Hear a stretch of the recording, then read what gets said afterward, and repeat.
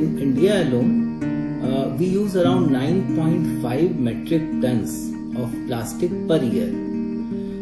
That amounts roughly to 11 kgs of plastic per person per year. That amounts to a lot in the long run. And more than half, specifically around 60% of this plastic used is single-use plastic. That means it will be used once and thrown away. There are concerns regarding microplastics and additives that are added to these plastics before manufacturing and during manufacturing that also are harming humans also.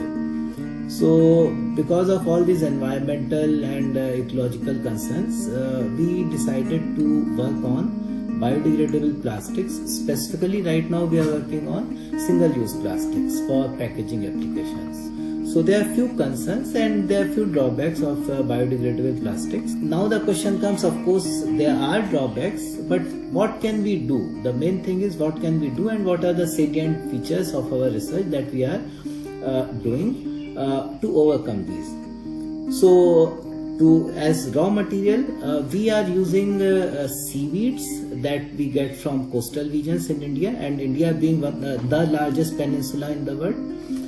It has a very large coastline, and along that coastline we have large, very rich regions where we get lot of seaweeds. Seaweeds are usually algae, and we get materials like agar, carrageenan and other materials that are pure plant-based, so there is no animal origin also, and they are available throughout the year and in large quantities. So we are using a large number of additives which are again natural, and many of them are even present in our human body, so they are not affecting us in any way.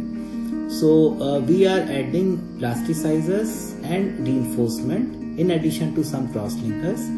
What they do is they improvise the properties. For example, plasticizer make it less brittle, so the material can be more compliant to use. At the same time, we use reinforcement to make the material strong. Cross-linkers, what they do is they avoid water absorption on the surface and make the material more resistant to water. So even if you put the material in water, it will not absorb water and lose its property.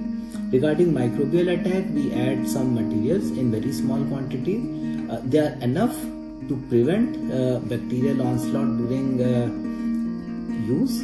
However, when we throw it in the landfill, the material is still biodegradable. So we are working with these synergistic effects between plasticizers, reinforcements and cross-linkers to maintain the property.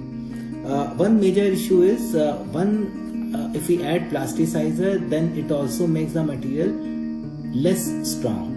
So what we do is so there are some concerns that one property increases and other property decreases. So you can say there is a trade-off between properties.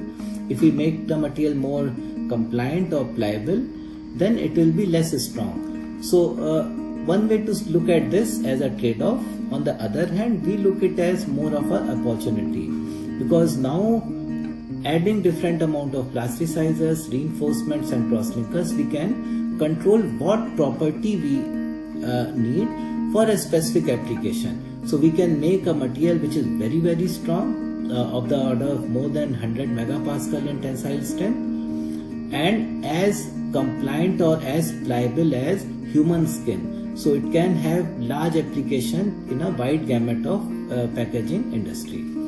So how far are we into our work? That means, is it ready to be launched or we are in still lab scale? So there is a thing called TRL, Technology Readiness Level. So right now we are around between 3 and 4 TRL. So we are still at lab scale, but we are also working to scale up. So two things: we are designing a pilot scale plant where we are using material of interest and modifying it and making the final product. In addition to that, we have our we have FMCG leader working with us. We are actively collaborating, and together we get lot of industry input from them. meaning what are the properties they need for a specific application and what are the processes that can be used. So that becomes very important because we get very strong industry background from our industrial partner, and they are the leaders in FMCG group. What is our future focus? Right now we are buying the raw material from one person and processing it and modifying it, and different so it starts in the somewhere in the coastal region, the material preparation, the raw material is prepared there and sent it to us, and then we start. So what we are trying is, we are trying to make an integrated system where we take the raw material, we process it, we modify it, we make the final product ready for use under a single roof.